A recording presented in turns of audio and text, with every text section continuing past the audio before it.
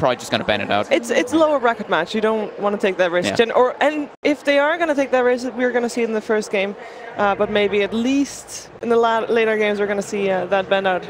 Yes. So well, let's see whether we do. Magnus and the Lifesteal are fairly standard first bans for both teams. So don't want to deal with the Mag, even though they did put that really good showing up. They know that Empire loves their heavy emphasis on the melee cores and the Meepo ban. So Mag, Meepo, definitely good. Yep. So it's better safe than sorry. Yep.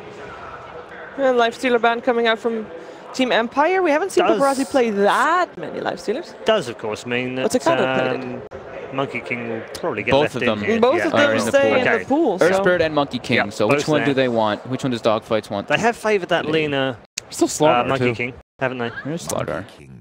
But no, they take the Monkey. CM, so they're going to take Monkey King as well. Super has played a lot of CM this tournament so far. Yeah, they love. I mean, everyone's starting to love that pairing. Yeah. Just works super well because the Monkey King is. I mean, he dishes out pretty much what your CM lacks. The Monkey King just brings in. Yep. 10 seconds remaining. So we'll probably see the Earthspirit picked up for Empire in the first two here from Miposhka. I'd be surprised not to see that one. And would you also take away Crystal Maiden or Lena, like one of the two, if you're worried that iG.Vitality picks up one of the two? I think the Lena. Yeah, I mean, Crystal Maiden warranting a ban. Don't you want the offlaner though? Centaur or? Yeah, I mean, Centaur, Empire, like, Empire, I would say they want like Earthspirit in one of their offlaners. Like Earthspirit Centaur seems pretty likely. Oh, there you go, different route. Okay, Rubik Centaur. So they actually are avoiding the Earthspirit. That's a bit surprising, especially matching up versus the Monkey King to kind of go for that. Do IG just take that now? Follow. No, it would be played by the same person as well. So the only thing that I'm curious about is iG.Vitality going to think, okay, they don't prioritize it, so they're not going to pick it. And are they still going to ban it or not? Are they worried? But of course, they pick something first. So will they secure their In July hero now that the offlaner is also secured from Team Empire, or do they wait for that? It's possible. So, I wish I could read Chinese. Mandarin. So the Centaur versus Monkey King, very good to disengage out of the ult. Also just a standard, very strong offlaner. Team Empire likes to play it with Ghostic, one of his better heroes. That's giving them something to think about, isn't it? Yeah. That was all going to go very quickly then, and then all of a sudden they're like, oh. Empire changes it up sometimes. I mean, even in previously, like, they just love their Rubik as well. King Art's one of his favorite heroes. They just sometimes are like, Rubik. And you look at it and you're like, why would they pick Rubik? But it's just comfort. Yeah. Yeah, I think there's two things that have come out from the group stages. One was there are some meta picks, and teams tend to do better when they pick comfort heroes. So we have the Jug, as previously mentioned. Paparazzi went pretty berserk in that last series that they did play on the Juggernaut. Yeah, that's the last game of the game against VGJ earlier on today, of course. IG playing 2 series today. Empire also likes their Alchemist. Yeah. Well, they ran out themselves. Yeah, with the troll also removed as expected. Quick ban from iG.Vit. This is just straight up, not even like, I guess it's also good versus Juggernaut, but this is just like target bans versus Empire rather than them like trying to stop them from picking heroes that are good versus them. I mean, Rubik and Centaur is like a super open, open opener, if you will, and you can't really know what Empire wants to do with that. And Empire has been playing different styles as well, so they're not too easy to read, as we saw from the Rubik first pick, rather than an Earthspirit. I think iG.Vit need a hero to make them fight inside the Monkey King ult. Right now, your main problem is like they just disengage with the Centaur ult and then just reset, which is a very big issue. So the CM that you mentioned is going to be pretty good. Nyx ban. Probably an Invoker Telltale that Empire might want that one. Storm too, actually. Storm and Invoker, I'd say. There's no Coddle ban either. IG again. Been used in the past to give them better vision against the Monkey King. Definitely true. Very good to like knock them out of the trees with blinding light, get the high ground vision. Yep. Ursa banned out from iG.Vit. Again, these melee cores that Empire just loves. Also good, pretty good versus the Juggernaut. And with Stampede, you're able to make pretty cool plays at level 6, getting involved early. 5 seconds remaining. Well, let's see what they go for. Maybe revealing a little bit more of their strategy. There's not that many offlaners left for iG.Vit right now. Bad Rider still... Oh, never mind. Bad Rider was first. There's like ABBA. And I can't even really think of that many others. LC, I suppose. So they didn't prioritize it so much, and they do grab themselves an Earthspirit too. Yeah. Doesn't reveal too much more either. Yeah. IG expected them to pick it up, I guess. I guess it's smart. They could have picked it up in the second phase because iG.Vit weren't going to take it. And iG.Vit maybe like kind of preemptively expecting that. Toyed with the idea of maybe banning it. Yeah, maybe they kind of expected. So like in the first two, they picked the Jug, and they're like, okay, maybe we want to give them like maybe we don't mind so much about the Earthquake because Jug is very good in laning phase versus him.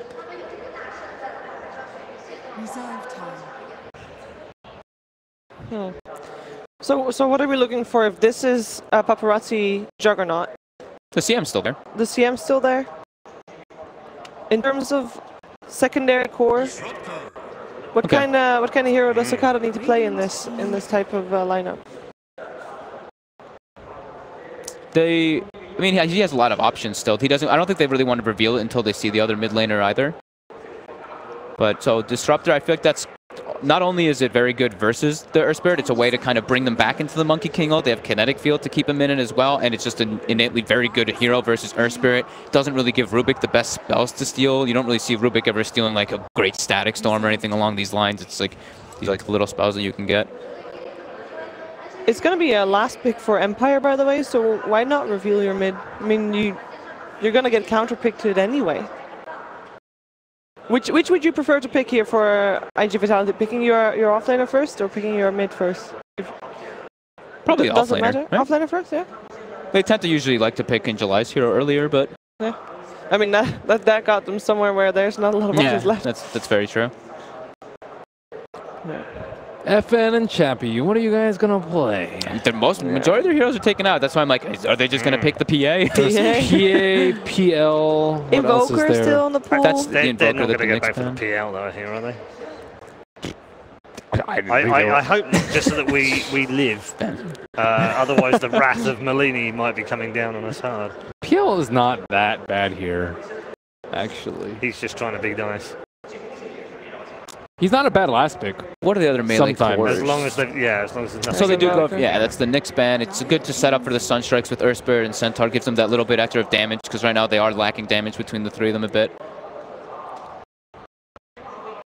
Alright, there's just Chappie left on the side of Empire. And there's the Slardar, looks to be an offlane Slardar. Yep. So, yeah, just grabbing Angelai's hero. He played the Slardar earlier.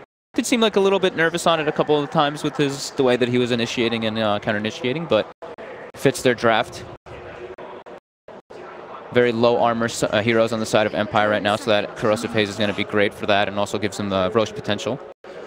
You know, physical damage dealing mid laner. Physical damage melee hero. TA's already banned. There's what, SF, I suppose? SF's the only good one I can really think of. Yeah. Veno. Shadow Fiend sounds very good. What'd you say? Veno. Veno?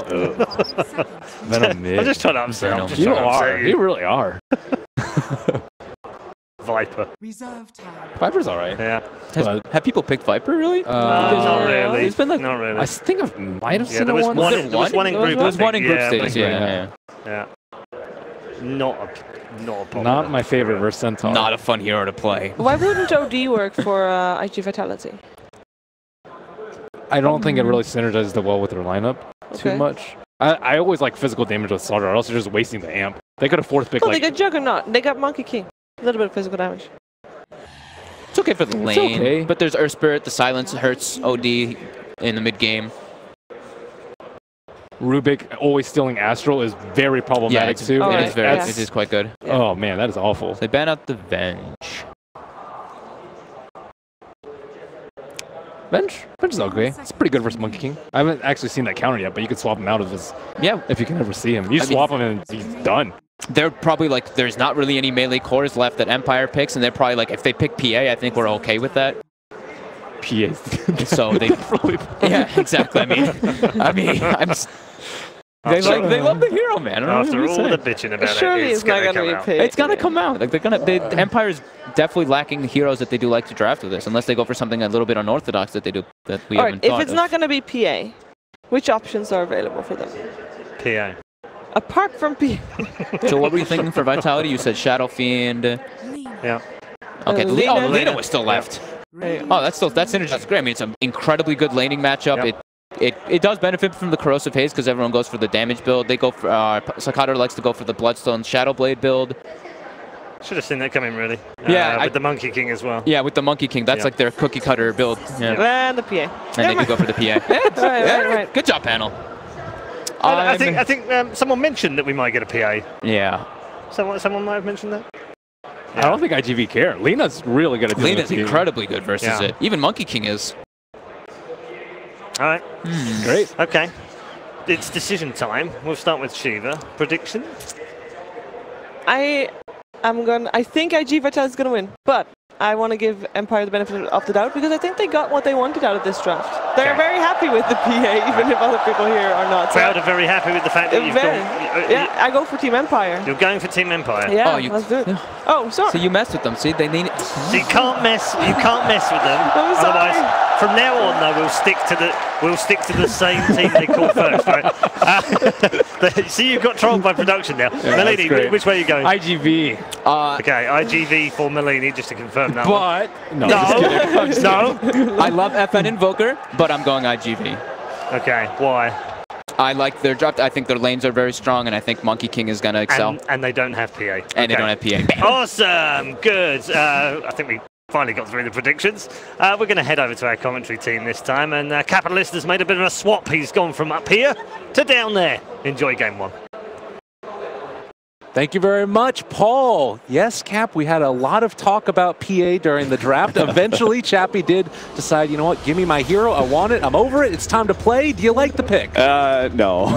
Okay. No. I mean, it's an Empire hero, I guess, but I don't think it matches well against iG.Vit's lineup. I think it is also very heavily telegraphed since everybody in the world said PA. We all know Empire's going to pick PA because none of the other Chappie heroes were left. So I feel like it's not great versus the lineup, and it's also very expected. So iG.Vit strategically, I think they're in a great position. All right, well, we're hopping into the game right now. Very excited to be casting this one for sure. There was a lot of noise in the crowd going on right before we ended up going live, and I think that teams like China teams when they're in China. That's kind of what I'm picking up here. There's a little bit of vibes by the crowd. I'm glad you picked up on that. But I think the Chinese fans, what I really appreciated from the Shanghai Major and stuff is that even when the Chinese teams got knocked out, they really do they just like good Dota. I think they recognize good Dota, and it's kind of fun to.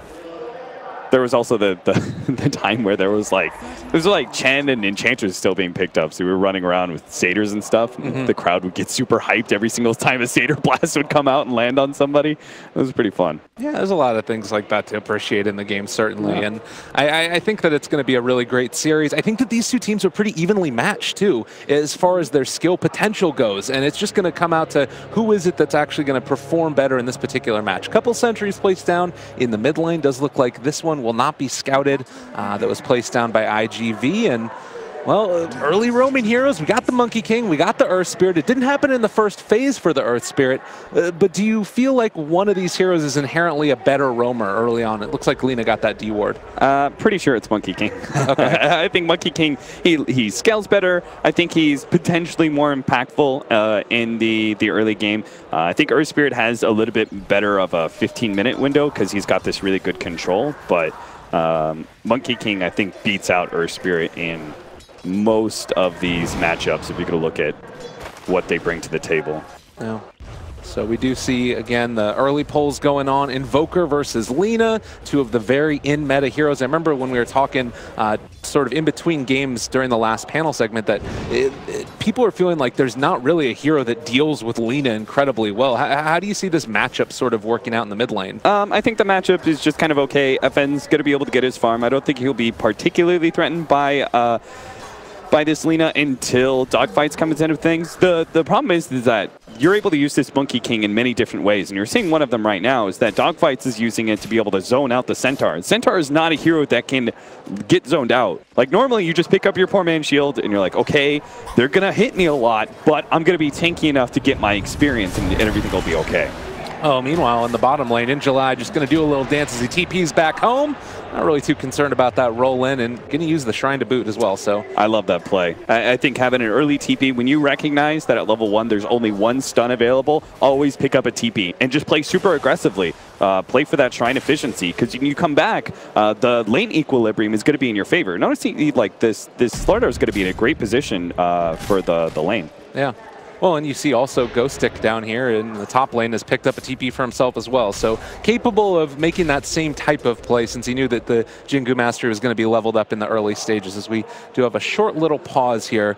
So Monkey King, this does somewhat hamper his ability to roam in towards mid or any of these other lanes, but I guess that's not really super necessary, since you're still going to have iG.Vit getting the decent amount of farm on the Lina. Yeah, I think if you look at it, the offlane Centaur is more valuable to zone out and keep from being able to get levels than the Slardar. In some ways, because Centaur, I think, needs more farm. Okay. Slardar is more of a sacrificial offlane, where he just kind of wants his Blink Dagger. At the same time, his timing of the Blink Dagger is harder to acquire because Centaur does have at least some outs. Centaur is a lot more efficient at jungle than a Slardar is. So I think that's why he's fallen into the 4 position more than the offlane. Yeah, and you can see now as well, Ghostic going to head in here, try and soak up, or rather take a good bit of farm for himself. Instead, Dogfights is going to be the one soaking experience. Also an Arcane Rune for Lina there. And actually, you know what's going to be cool? He's going to pick up level 2 off of this. He could actually make a tree jump play, but Ghostic is actually going to back away and not finish off that one creep. Not sure if he kind of felt that Monkey King was around. Maybe he saw him. They actually scanned up on the high ground with it. Did they? Oh, okay. Good Pretty call. sick Good play. Call. So they're going to be able to spot that out. Centaur Warrunner had that poor man's shield, building in towards the Iron Talon next, it looks like. And also Earth Spirit going to be picking up some boots. But guess who's spotting him up in the trees is Mr. Monkey King. And Monkey King, he has a huge vision advantage. Fortunately, they nerfed some of it, but it is really problematic what the Monkey King is able to scout out. He's going to, again, be seeing Ghostic. The problem was, like, Ghostic now leaves this camp. It's empty. It's going to be empty until the 5-minute mark. He's going to try and go do this hard camp, but he leaves himself open to dogfights coming in and potentially finishing him off if he gets a bit too low. Yeah. Should realize that there is somebody in the area. They're actually going to roll in. Nice play there. They're going to pull in on the Monkey King. Get a little bit of help from the Satyr as well. Neutrals on the side of Empire. There's no home field advantage here. Ghostic, give that one a high five. Get that Satyr a high five.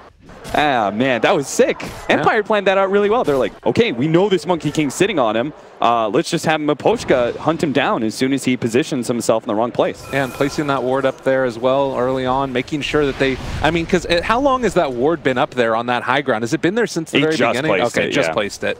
So knew what was happening and took advantage. They might have made a read off of like the Earth Spirit sitting there, and the Lina plays a little bit far back, and they're like, ooh, it looks like they know where Earth Spirit is here or something like that. Maybe they made a call off of that.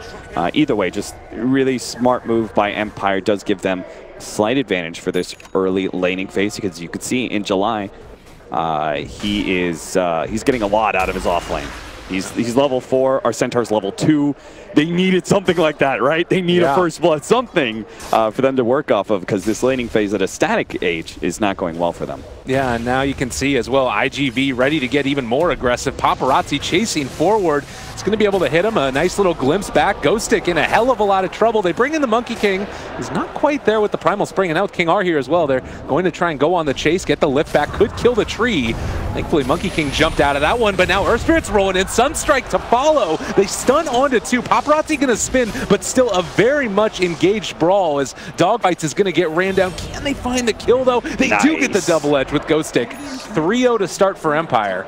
He's going to have his Trinkle Boots off of that, which adds a lot more farm efficiency. If iG.Vit continue to hold this stance where they zone out the Centaur as much as possible, he'll be able to make much better use of the jungle now. So that was a huge win for Ghostic all around.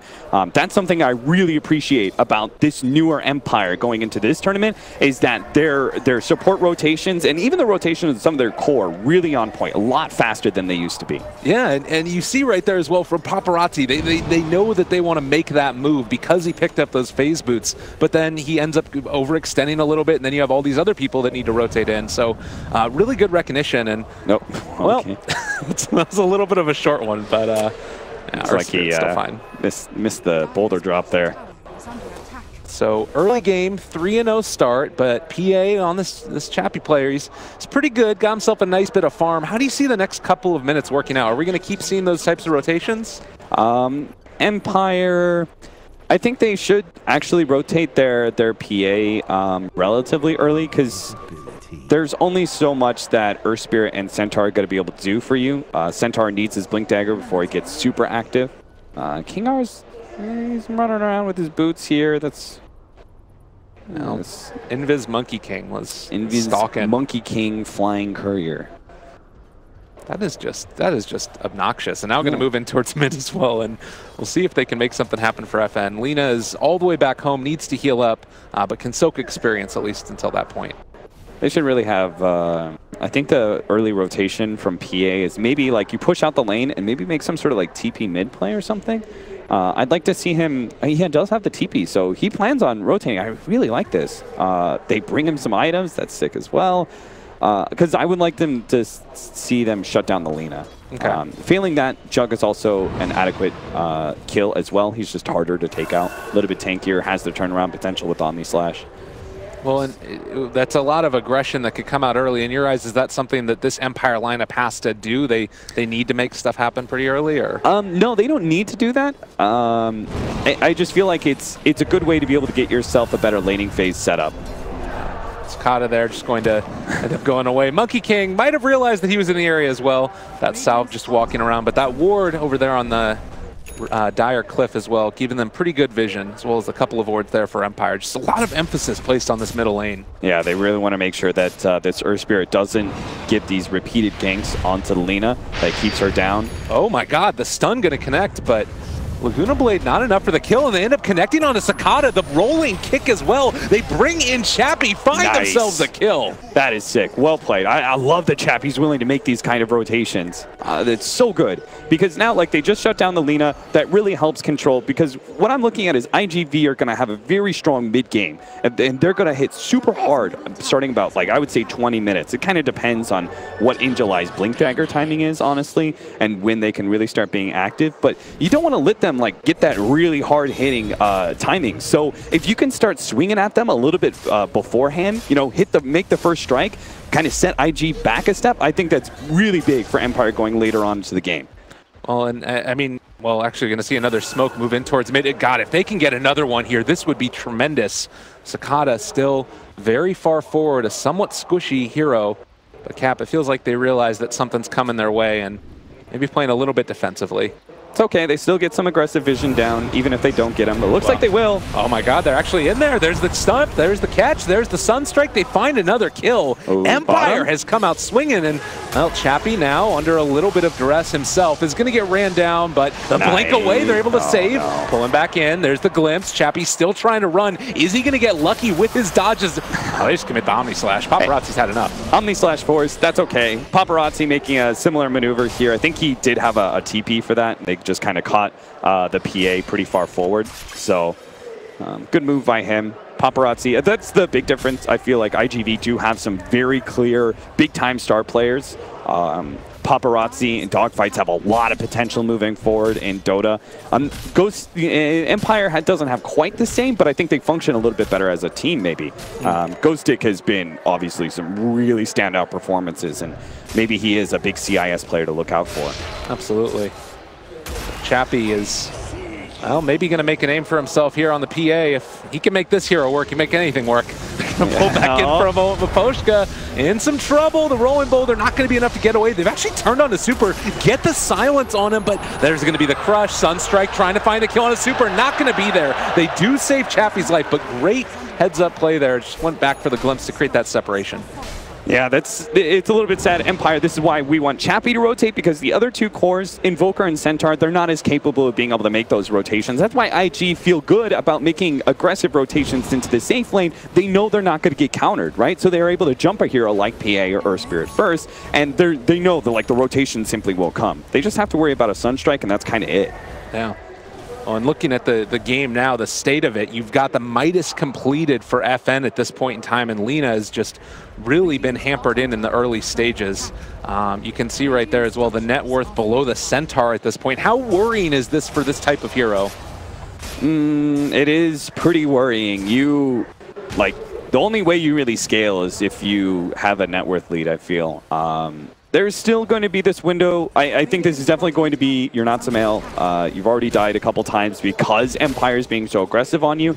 Go for the minus respawn timer on the Lina, and you can probably act like somewhat of a disposable hero as long as you're creating opportunities for the Juggernaut. Well, here comes the movement. They are going to see Paparazzi rotating into this lane, as well as another rotation coming in. Oh, maybe they don't. Stampede, there's the glimpse back. They're going to get the lift, though, onto Paparazzi, and that's going to allow Ghostic to try the TP. Stomp's not quite there, and trying to jump away from this one. Almost kills off the Monkey King, and now the Sunstrike. Good dodge back. Dog fights. He knew what was up. iG.Vit just keep on reading these Sunstrikes so well.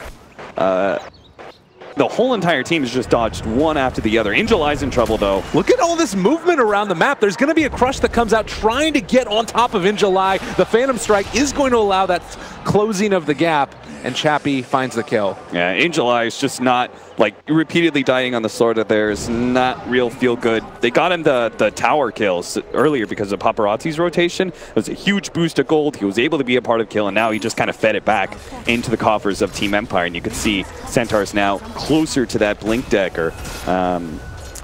Despite the Slaughter's early tower bounty. Another tower bounty. Paparazzi using his Juggernaut very well. He's this scary hero that nobody really wants to contest too much, so he makes for a perfect tower pusher early on. Healing ward, and then your combined skill set is too dangerous for most heroes to contest.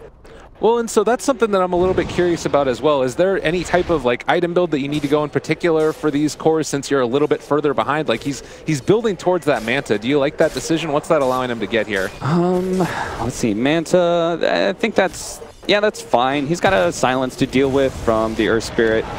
Wow. Quick jump in again. Can they break it? Looks like the answer is no.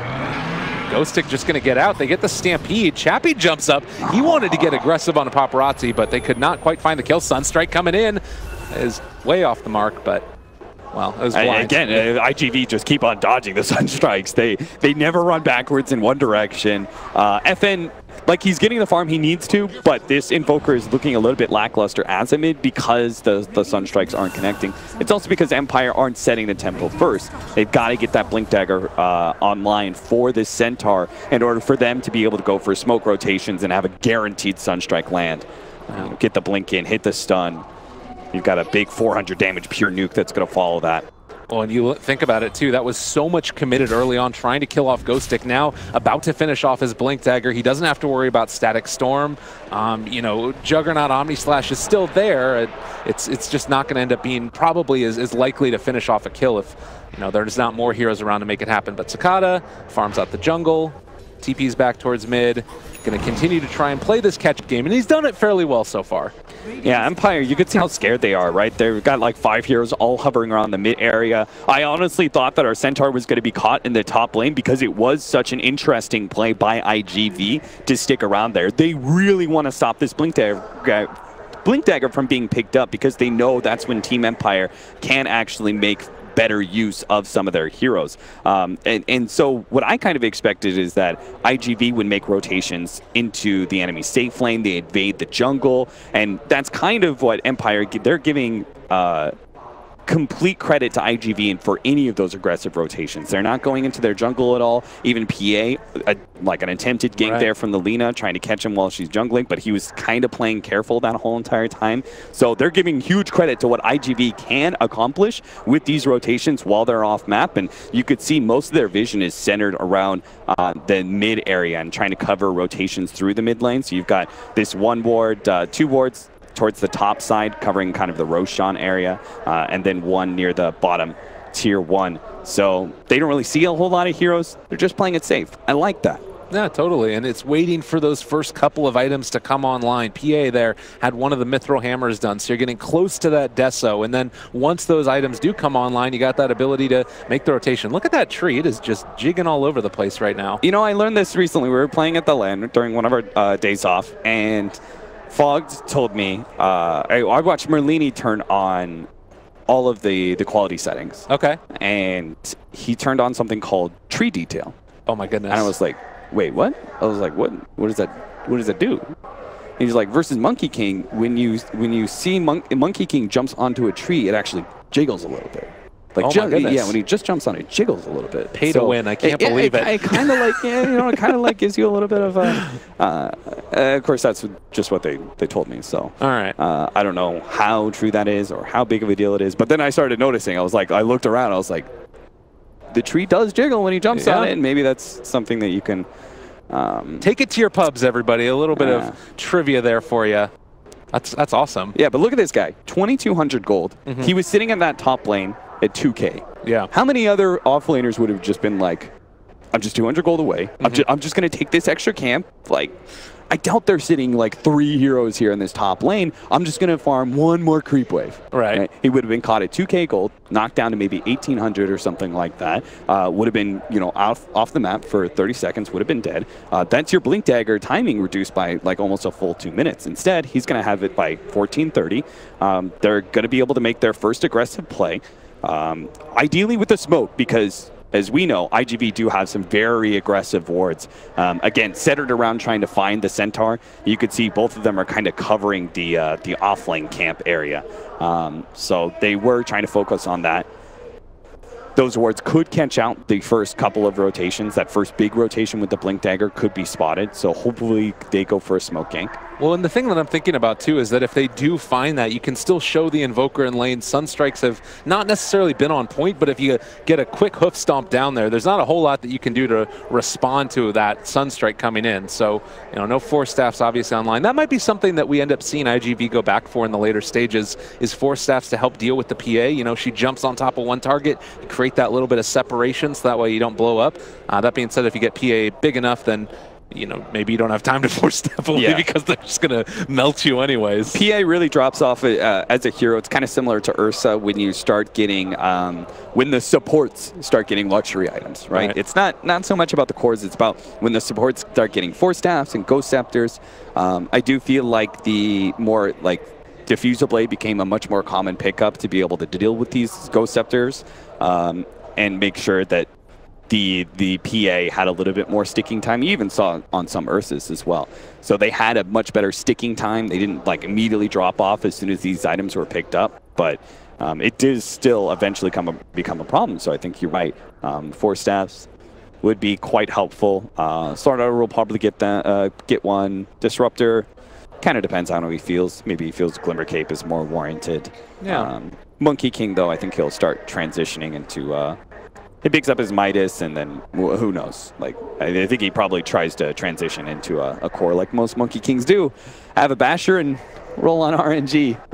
Let out that ultimate and just hope that somebody blinks in and gets insta-bashed. That EG game the other day when we saw Zai playing it and just constantly, there was that one fight where he had 10,000 damage dealt in the team fight, the most on any team, and I was just like, how is this a hero? It can just be so incredibly powerful. And likewise, Lina, this is another one of those heroes. Granted, in this game, it hasn't shown itself as much so, 0 kill participation, but it of course is something that comes online a little bit later, and it's proven to be an incredibly strong meta hero. Yeah, I think it's kind of replaced the Queen of Pain in some ways, and that early on we had this active mid that was able to scale quite a bit.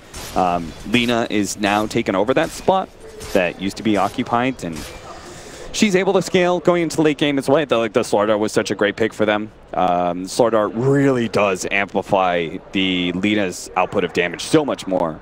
Your 45-minute window is kind of awkward for a Lina because you're still, you still don't really hit hard, but when you have Cross of Haze on top. They're on top, and that's going to be a quick kill onto King R. So something that iG.Vit certainly are going to be happy about. With the Blink Dagger finished now for Ghostic, might be a moment where we go for that smoke, although it is now going to be revealed as well. Yeah, and spotted. Slardar actually had the Midas queued up, but he goes back for the Blink Dagger now. So these timings identical, and iG.Vit know that Empire has it. Is there a play there where they try and go for some type of a counter smoke thing? Possibly. You probably don't want to overthink it too much, because you can never be fully settled on what the enemy team is going to do. For example, I would have expected Empire to probably, you know, meet up at the tier 2 mid, smoke up, push out through mid and into the enemy jungle or something. But instead, they're following this push through bottom lane. So they're kind of baiting Chappie right now. iG.Vit, they're playing pretty safe, right? They don't know if a smoke gang's coming, for example. They are also not rotating towards that bottom lane because they know this timing is just not good for them to do anything but potentially smoke gank as maybe a 5-man crew. I don't think they should do anything without Juggernaut because they don't know what Empire's up to. And they're actually all grouping up, and they do have that smoke, so they're going to go for, well, not Roche? That play, but in towards Roshan instead. Yeah, they made the bait.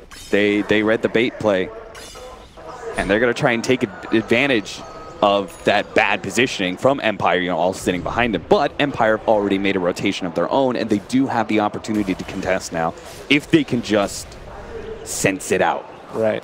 The unfortunate thing is that iG.Vit do have a lot of wards in the area. This Roshan is falling rather rapidly. Now, will Empire come over to contest? It looks like they realize something is going on now. They do have Stampede. Poshka thinking about going in. They're going to roll in. They're on top of it. The huge combination. It is a Monkey King ultimate on top of all of it. The Chaos Meteor is down as well, but it doesn't look like it's enough for Empire. They've walked into hell, and it looks like iG.Vit are the ones coming out on top. Well, Rubik picks up the consolation kill on Lina. That was really nice. Boy, that combination was so close to being good. If Empire could have just made that read maybe like 5 seconds earlier, right? The Invoker gets there sooner, and they don't just have a Sunstrike. Maybe they have a really good Meteor Blast that follows up the jump-in stop. Dogfights was in beautiful position, though. Sitting on the outside like that. He wasn't for earlier, then he jumped away to the tree just at the right time. Oh man, getting that Monkey King ultimate inside of Roche. Does Paparazzi get the spin-off before the stun? Yes, he does. That's what ended up really spelling the doom. Right? Because then Chappie's in the middle of that with the Disruptor ulti and a spin on him, and he's just trying to target this Juggernaut. If the Juggernaut doesn't get that spin off, he gets hit by the stomp, they're going to burst him down. Like, they'll target that Jug first because he's such a big damage output. And then, boom, they could actually potentially still win that fight despite being in a Disruptor Static Storm and a Monkey King ultimate at the same time. Well, that certainly gave a lot of life to iG.Vit and the crowd. There is going to be a pick-off there as they take down the Lina, crush forward onto 2. Can they find more? Boundless Strike interrupted. Oh, great play there by the Earth Spirit, able to get the silence, and now the stun to follow. Goes to hit the 3. Oh, beautiful, beautiful plays coming out. Empire turning it. In July, going to be disarmed for the moment. Wants that bounty rune before he dies. Chappie says no. Double for him. Oh man, that was sick. Maposhka, really clutch play there, as you pointed out, managing to stop that Boundless Strike, managed to get the 2-man stun that led into the Centaur Stomp as well. I thought for a second iG.Vit might have been able to turn the tail end of that fight with Lina coming back in, but maybe he didn't have a TP, or it might have just been too late to actually fight that one out. Yeah, it was still on cooldown. I thought they were going to fall into that Lina trap, you know, where you're like, oh, Lina's dead, guys, we can still fight. And then next thing you know, she's back there again. And they got a mid-tower off of that too. Empire, that's such a big swing. Yeah, this is a great moment for them as well after that disastrous Roche fight. And now, the next couple of minutes, again, looking quite good for Empire. You're building into this 4-staff next for the Centaur. And Fenji up on the high ground, just going to drop another one of these Chaos Meteors down and clear out the creep wave to the best of his abilities. iG.Vit, though, going to stick around with that healing ward, make sure they get the tower. What's cool is, like, Empire, they lost that fight, but they're like, okay, Static Storm, I'm not sure if Omni Slash was used in that Roshan fight, but it was like, they're not going to be ready to fight, so let's just get aggressive again. And then iG.Vit are doing something similar. We just lost an engagement, but let's get aggressive anyway because we know they won't really be ready to fight. Empire isn't very cooldown reliant, but they're probably just from a positioning angle, need to be able to heal up, back out, spread out, and farm. So they just go straight for that mid-tier 1. Well, they definitely have that ability to stay constantly aggressive, even just with the low cooldowns on all of these. And now Sakata finishing off that Bloodstone. So this does kind of reset things in a certain way, I feel, because all of those early kills on Lina, you can start to build up those Bloodstone charges as well. Allows you to farm a little bit more quickly, things like that. And now just going to trade off these towers. So in terms of the difference in net worth between these two teams, we can see, you know, on the graph that it's not really going to be that huge of a difference at this point, only about 3,000. Tier 2 you know, it's just kind of tier 2 bounty. I think your tier 2 safe lane is always one of the hardest towers to defend, so it's not a gigantic win. Ooh, 4-staff there for the Centaur is his pickup. That's an interesting choice rather than going for like the Hood of Defiance against a lot of this magic damage. What does that speak to you for what they want to try and accomplish? Like, is it just they want to try and finish the game as quickly as possible? Because I feel like sometimes the Hood is more farming oriented. No, I think it's just to kind of work around the initiation of Slardar to, you know, he initiates, he gets that stunned, and the LSA is going to follow up. I think it's more to work around that. Same goes like Boundless Strike could follow that up or something like that. So they've got this combination of stuns on iG.Vit that you want to be able to deal with. So we're going to see, like, I mean, both these teams, not super cooldown reliant, pretty active, very mid-game heavy, and they're also probably going to get a lot of 4-staffs and that sort of thing. So we're going to have some really fun team fights, Gabe. That's what I'm saying. I'm super stoked. It's also worth noting that Lina is still a little bit further behind the Invoker, does have the Midas on the Invoker, so that's something to maybe expect a little bit. But do you think that she's going to be fulfilling her role, picking up this Shadow Blade next? If iG.Vit can have like 2 big team fights in a row, then I would say Lina can possibly match the Invoker in output in this game and like what you're accomplishing. But it's looking like right now, Empire's been able to do so much to be able to buy space for FN. He's about to come online soon. If we check out the Invoker, what level is he? He's like, I think he's hitting his peak. Yeah, he's 17. Like level 17 with the Ags. We're also going to have the BKB up about this time for Chappie, and I think he's finishing off in the jungle right now. So they're going to get that time. I think they should.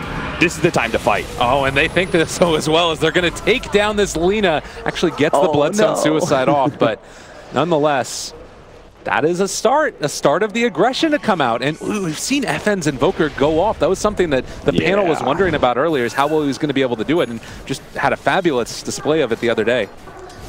iG.Vit are going to go for a pretty fast smoke play here. Straight into the enemy jungle. Might just catch something. Chappie does have his BKB, though. All right, counter play could come out in a second. They're actually turning it. Ghost Stick on top of him. They throw down the Static Storm. It does hit onto 2. Chappie with that BKB just eliminates Super, eviscerated in the jungle. Oh, Lord. Yeah, I think everyone else from iG.Vit should be able to get out. It's 2 picks and Static Storm used as well. This is feeling like another one of those opportunities. They actually found the Lina. They are on top of her. Light Strike Array is going to hit. Dogfights is there as well to get a counterplay. Laguna Blade stolen by the Rubik.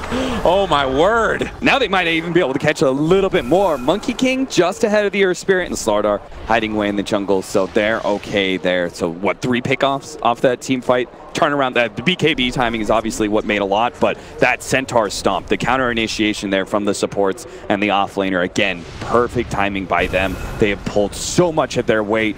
Let's just hope these cores pull through, because these supports and the offlane deserve a win. Stun on the Monkey King, but he is still going to be there. They 4-step to the low ground. Ghost Stick looking like he had the Ags, but it was just the 4-step to get him away. Chappie throws the dagger, gonna blink to his friend, but will be pulled back in now. But the stun, turnaround, magnetize, it's onto 2. Ghost Stick jumps in with nothing. They are both going to drop for that one, and I don't know if it's gonna end up being worth it. King R jumps up onto the tree, is gonna go for the Primal Spring onto Cicada. No mana, he just wants to punch him in the head.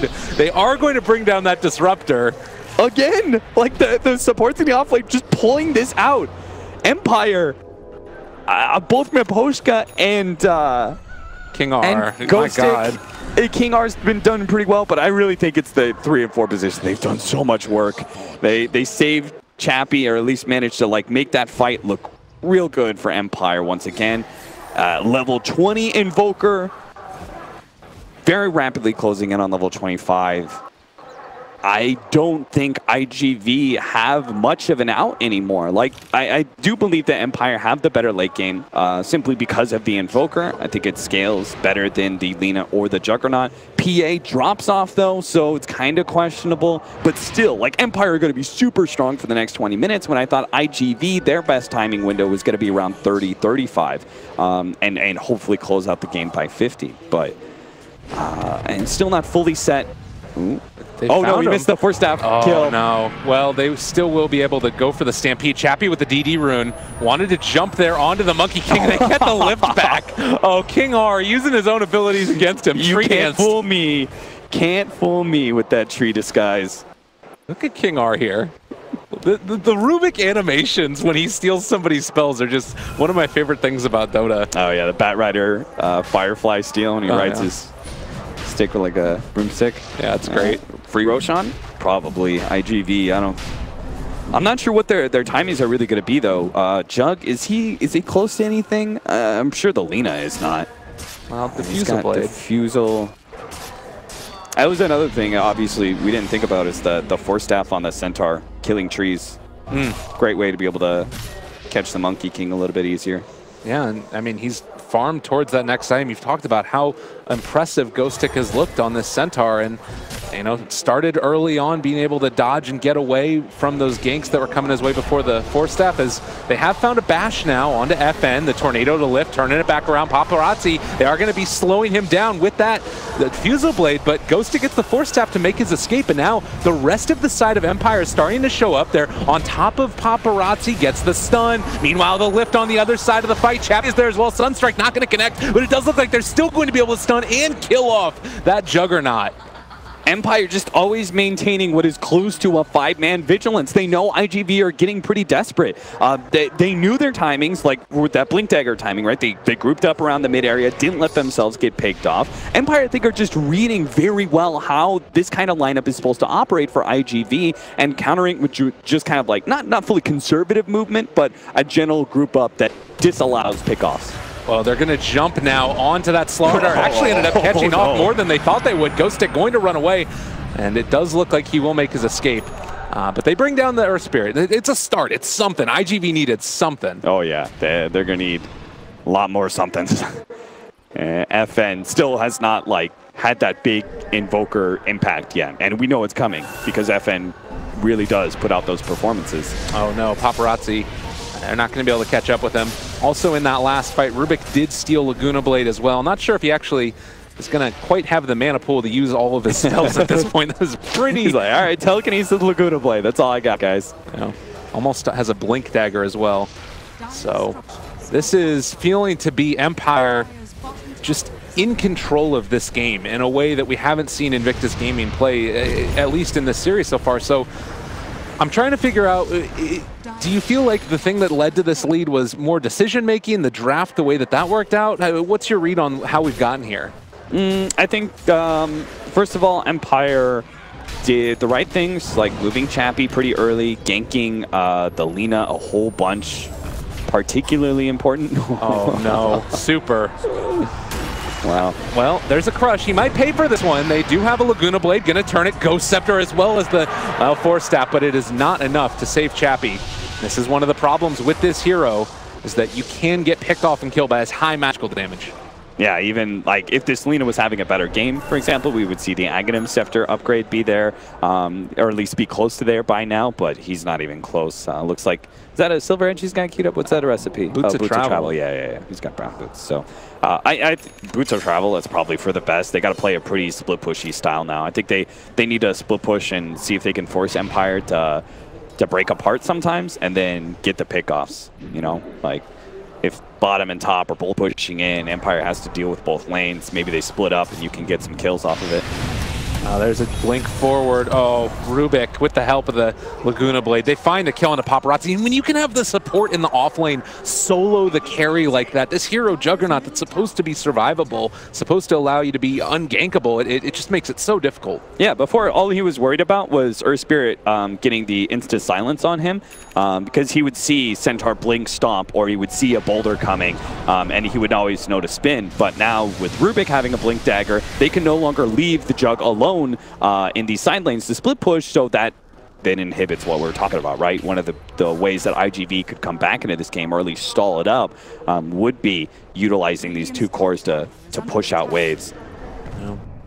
Basher done as well for Chappy, so even if it is a situation where it turns into a fight, you can't even necessarily rely upon spin TP any longer. Yeah, they've got the Aghanim Sulti for the Centaur to help counter some of that burst damage when it comes Chappy's way, and he's not going for an Abyssal Blade. He's actually going for a heavier stat and more of a late game item in this Scotty. He'll go back for the Abyssal, but I do kind of like the idea of this Scotty and just trying to survive through the burst of Lina and Juggernaut. And FN is also so farmed right now. Octarine Core Aghanims with the Blink Dagger.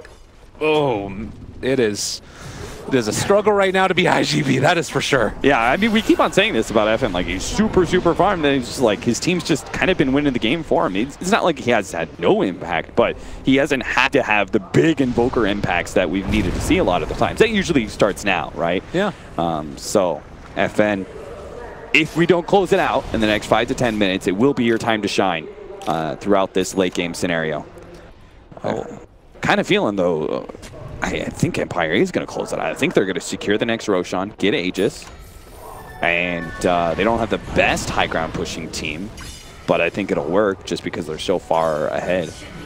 So for iG.Vit then, we're looking for the dream fight, the thing that, you know, allows them to get back into this. What does that start to look like? Is it dependent upon jumping the supports first, or do you need to try and take down the Invoker?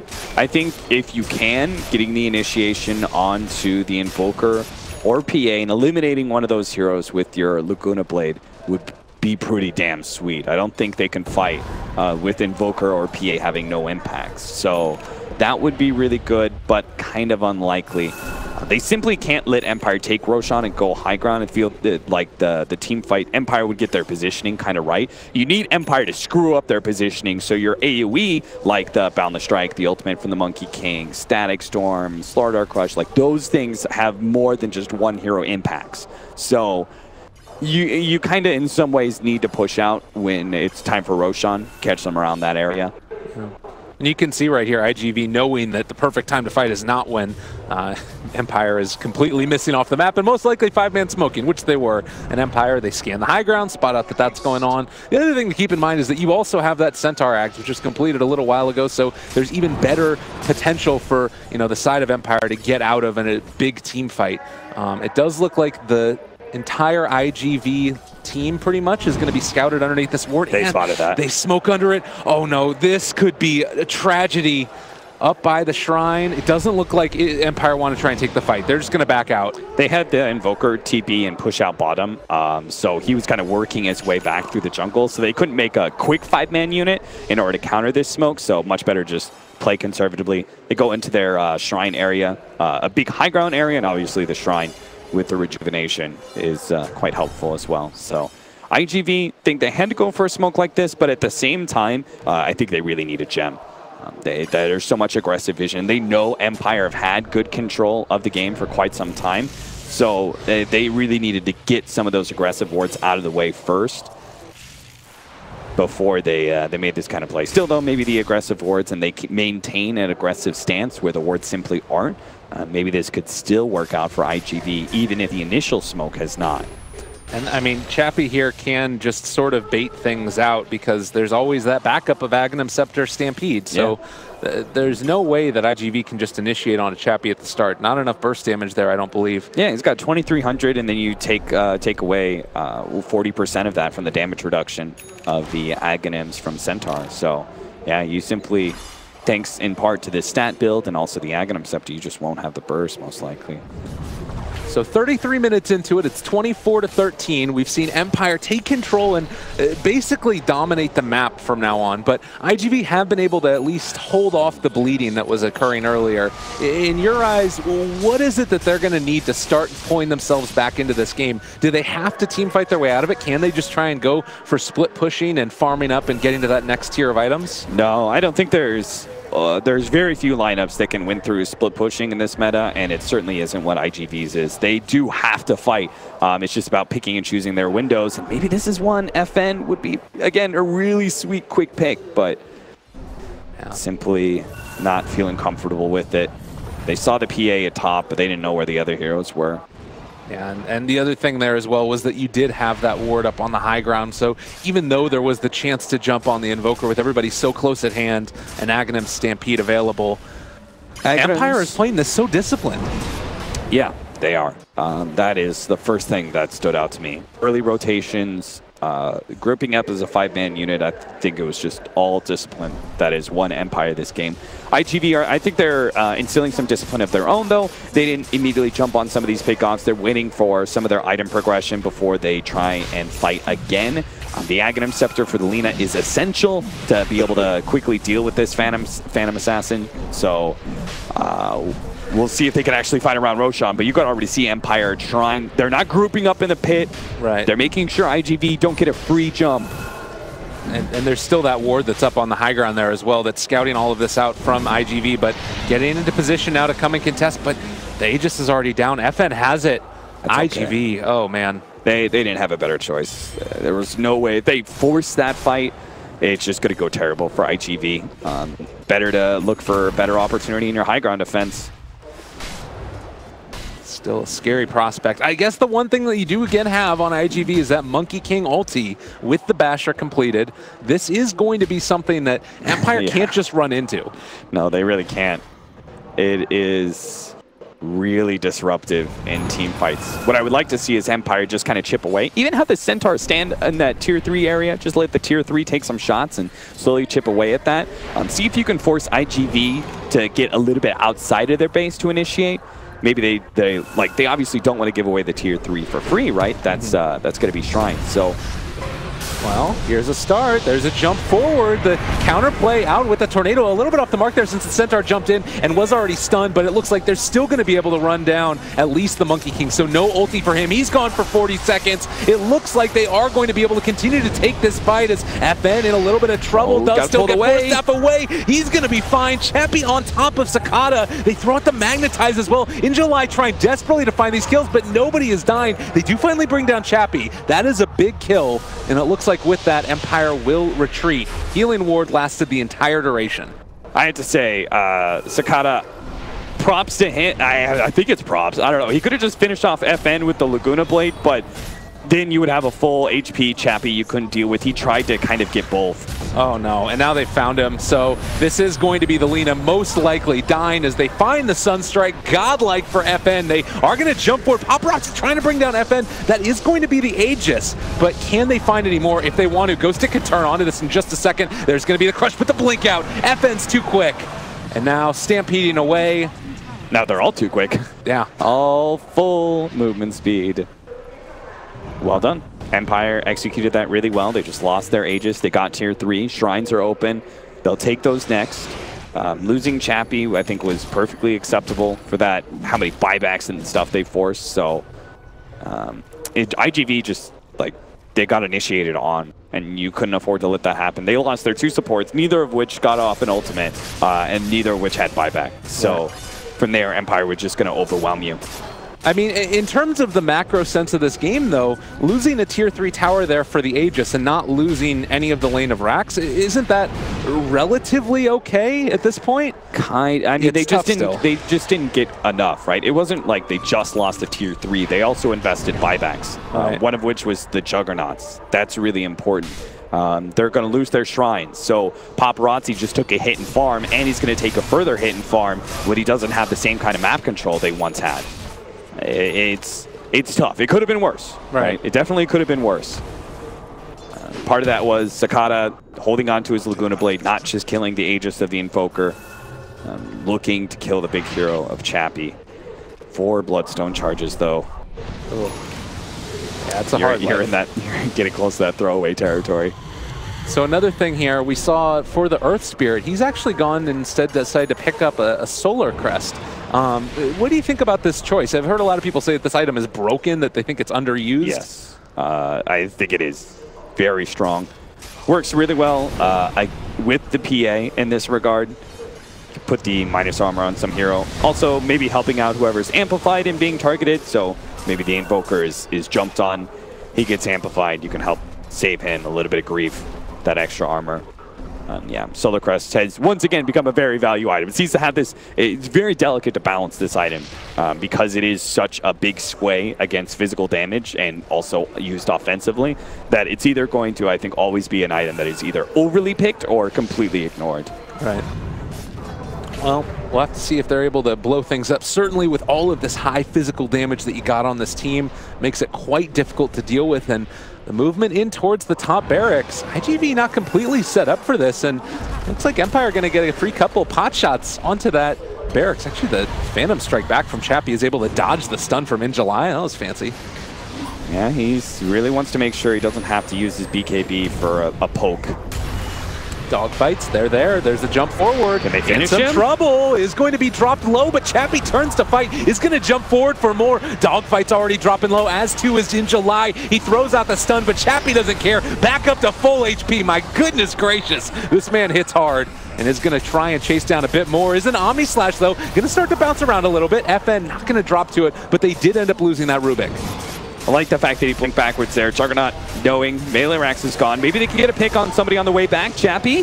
Well, there's a glimpse back, but Tornado possibly saving that Disruptor from a crit. Instead, is just going to jump on a super yet again. FN is the one that finds the kill, but they are just running all over iG.Vit. Empire don't care. They are going to take another tier 3 tower here, possibly another lane of barracks, and if it continues like this, the game as well. Sunstrike to land onto the Lina. Sakata explodes. Huge crits, and barracks going to drop. Nothing they can really do now. They got to wait for their supports, so just, you're going to have to fight this out with one lane of Rax left. Well, they are going to find a kill onto the Earth Spirit. So that's something, but Chappie decides to turn now. He's going to jump onto Sakata, stunned for the moment, but will finally fall. The Shrines are no salvation. Chappie continuing to dive on this PA. They're finding kills. It's actually FN that keeps on picking them up, but GG is going to be called. Empire too strong. They really were.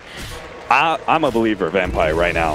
Like, I'll tell you, I felt like throughout this, some of their plays, some of their strategies, I was like, okay, I can get with it. You know, it's a little bit off the norm. Yeah. Surprise some teams and stuff, but this time around, I think they showed like something a little bit advanced, like something a truly like top tier team can do, right? Reading timings of the enemy team and saying, this is when we need to like kind of group up and play this 5-man. This is when we need to stay disciplined. The calm control.